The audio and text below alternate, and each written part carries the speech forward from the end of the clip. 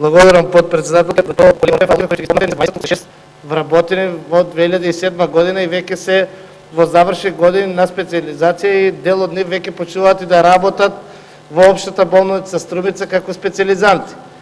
Значи, барем тие работи основни треба да ги познавате. Исто така, сега има вработено минатата година уште 6 нови лекари по општа пракса кои во текот на оваа година треба да бидат пратени на специализација.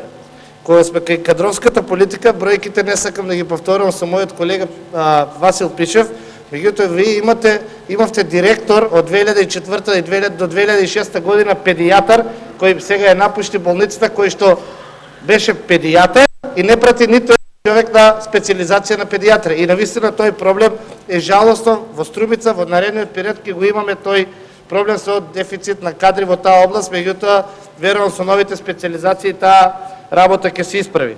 Кога зборувате за тројца економисти, требало да ви кажат дека едниот економист е референт за набавка, бидејќи медицински центар сам ги спроведува набавките.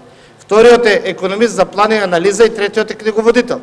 Значи тоа си е по систематизација според одредени норми. Немојте да пласирате овде тези дека не знаете дали се работи за економско бюро или се работи за општа болница.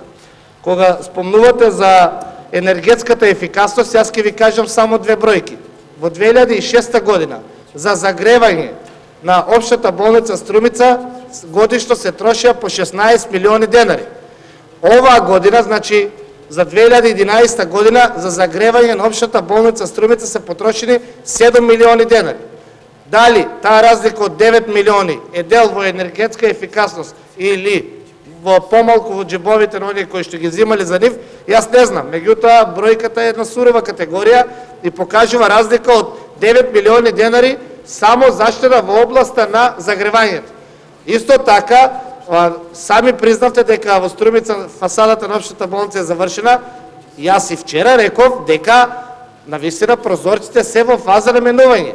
И онаа вистинска енергетска ефикасност од целата реконструкција ќе се види кога целиот проект ќе биде завршен. И на крајот, ми е многу мило што вашиот говор 8 минути го посветовте општо на здравството во Македонија, само 2 на Струмица, со тоа што сами признавте дека ситуацијата на вистина во Струмичката болница во овие 5 години оди во подобра насока, секојаш може повеќе, секојаш може подобро, никош во здравството нема да биде доволно, меѓутоа резултатите кои што ги постигна општата болница во Струмица, апаратурата која што целосно се применува, тоа вие најдобро го знаете, бројот на поредувањата кои што 2006 година беа вкупно 900, сега 2011 година се 1450, значи дека луѓето во болницата работат и дека менаџментот се гледа работа.